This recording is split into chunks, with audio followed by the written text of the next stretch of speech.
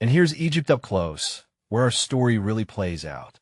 Ever seen a civilization so confident it built a giant stone lion gate and said, "Yeah, we're good"? That's Mycenaean, 1300 BCE. First, let's set the stage. Here's the world our story unfolds in, around 1200, with Egypt right at the heart of it. These palaces aren't just fancy houses, they're the original mafia bosses, taxing olive oil and wine from every island in the Aegean. But every empire's got a "we're invincible" playlist, and the DJ is about to scratch the record because the Bronze Age party is about to end. Meet the Hittites, a people so tough they built their capital, Hattusa, on a rock and dared the world to try and take it. They even have a treaty with Egypt, a peace deal so good, both sides brag about it for centuries like a viral tweet. After a war that cost more than a few chariots, Ramesses II and Hattusa III decide to hug it out. But first, paperwork. The treaty says, no more fighting, extradition of runaway nobles, and mutual defense. Basically, a royal "we're cool, bro" handshake. Both sides engrave copies on silver and clay. Egypt brags about it forever. The Hittites just hope it sticks. Welcome to Ugarit, the ancient world's shopping mall. Ships from Crete, Egypt, and beyond unload their wares while merchants haggle like it's Black Friday. Now the big move, the road from Ugarit to Egypt. Ugarit's alphabet is the hot new tech, 22 letters, no cuneiform needed. Every scribe in the Mediterranean wants one, and Ugarit's got the patent. But while Ugarit counts its coins, dark clouds gather. Piracy is on the rise, and the sea lanes are getting as dangerous as a bad neighborhood. Year 5 of Merneptah's reign, and the Nile's looking less like a river and more like a welcome mat for trouble. Libyans, shirt in, Lucca, the whole Sea People's garage band shows up for a surprise gig. Merneptah doesn't do welcome. He does chariot charge. His bronze chariots kick up dust like a rock concert mosh pit, and the Sea People suddenly realize they forgot their earplugs and their battle plan. The invasion collapses like a sandcastle in a tidal wave. Merneptah counts the spoils and the prisoners, and the Sea Peoples learn that Egypt's open-door policy only applies to trade, not to uninvited armies. Palace burns. The Megaron's roof collapses, and the king's throne topples like a bad decision. Linear B tablets scatter, their secrets about to become a mystery. Mycenaean, the city of Agamemnon, goes up in smoke. The Lion Gate stares blankly as its masters flee, dragging gold and grudges into the hills. Tiryns, the Cyclopean fortress, falls to the flames. Its walls, built by giants, prove no match for torches and spite. The Greek Dark Ages just got a 7-course meal. Meanwhile, up in Hattusa, King Suppiluliuma II is staring at an empty pantry. His empire is starving, and he's about to write the most desperate you up text in history. He sent a messenger to Ugarit with a tablet that basically says, "Send grain, or we'll starve, and then who'll protect you from the pirates?" Diplomacy at its finest. Amurapi reads the tablet and sighs. Great, the Hittites are hungry. Next they'll want a loan. He orders the granaries opened, because nobody says no to a starving superpower. Amurapi, king of Ugarit, reads the Hittite Plea and groans. Our fleet's away, our walls are thin, and now they want grain.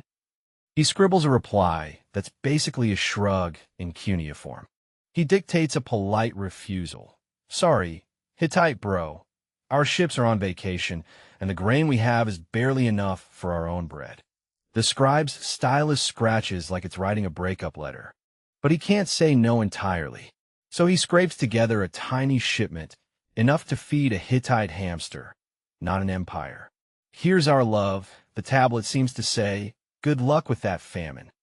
The Sea Peoples, a motley crew of raiders, beach their bird-proud ships on Cyprus. They stretch, crack their knuckles, and eye the mainland like it's a giant piñata. On the shore, the Sea Peoples leaders hold a war council. They point at the map.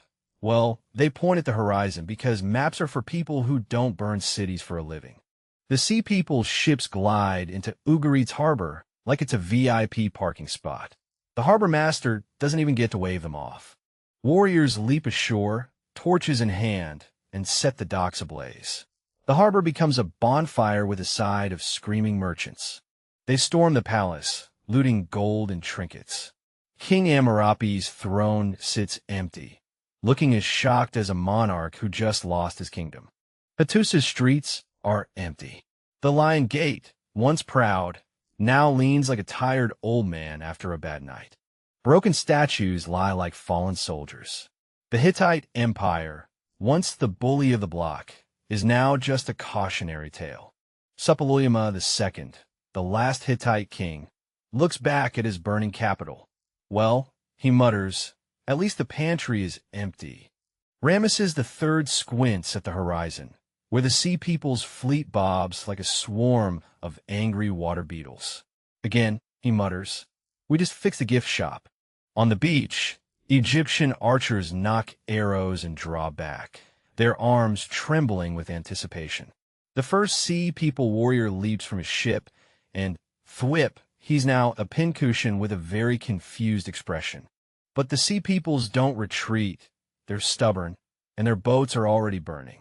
With a war cry that sounds suspiciously like a cat being stepped on, they charge the Egyptian line, swords flashing. Ramesses III rolls up to the Nile Delta in his war chariot, fully decked out in gold, and he's not here to negotiate.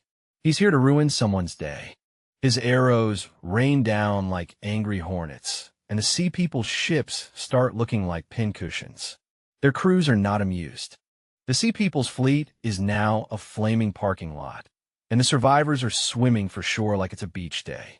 Ramesses III calls it a win. Ramesses III stands before his captives, arms crossed, looking like a man who just won the lottery but lost the ticket. Tribute piles up, but so do the bills.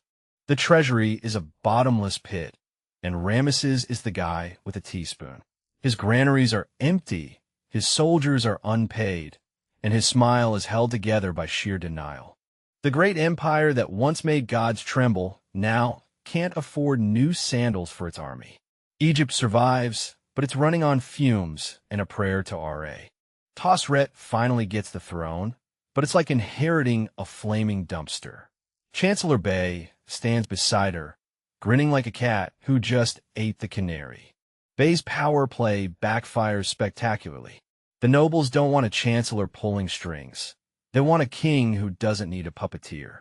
And then, from the chaos, a new face emerges. Ursu, a Syrian upstart with a talent for causing trouble. He seizes power while Egypt's elite are busy bickering. Setnakhte, a general with a grudge and a chariot, rolls up to Ursu's party like a bouncer at a wedding. Ursu's guests are not invited. Ursu's army melts faster than ice cream in the desert. He looks at his empty hands, then at the horizon, and decides a strategic retreat is in order. Setnakhte plants his banner in the sand, officially founding the 20th dynasty. Egypt cheers, but the treasury is still emptier than a politician's promise. The harbor at Ugarit is a ghost town. Ships bob empty, their ropes creaking like they're saying, "We told you so." Amurapi, the last king of Ugarit, writes a frantic letter to a neighbor. "Send help. We're out of bronze, and my sword is just a stick now." No reply. The trade routes are as dead as a doornail. Amurapi's kingdom is now a museum of what used to be. The bronze shortage hits like a global pandemic of you can't have nice things. Swords become relics, and farmers go back to using sticks. The economy tanks. Merchants weep, traders wail, and the concept of international shipping becomes a punchline. The fall of the Mycenaean palaces isn't just a political disaster, it's a literacy apocalypse. Linear B, the script of kings and accountants, vanishes with them. For centuries, Greek kings wrote everything down: taxes, troop counts, even chariot wheel repairs. Now, the only thing being recorded is the sound of silence. Generations later, a Greek child asks, "What's this squiggle?" The answer? Nobody knows. The Dark Ages have begun, and they're not bringing snacks. The sea peoples, with their fancy feather hats, crash onto the Canaanite coast like tourists at a beach sale. Except they're not here for souvenirs. The Philistines set up shop in the ruins of Canaan, bringing their secret weapon, iron. The locals are still trying to figure out how to sharpen bronze without crying. Meanwhile, the Phoenicians, the ultimate middlemen, launch their ships, ready to sell everything to everyone. They're the Amazon of the ancient world, but with more purple dye. Welcome to the Iron Age, where the new hotness is iron. It's cheaper, more plentiful, and doesn't require a global supply chain that just collapsed. Take that bronze. But wait, who's this striding onto the stage? The Israelites, fresh from wandering in the desert, and the Assyrians, who've been sharpening their siege engines. New players, same old Game of Thrones.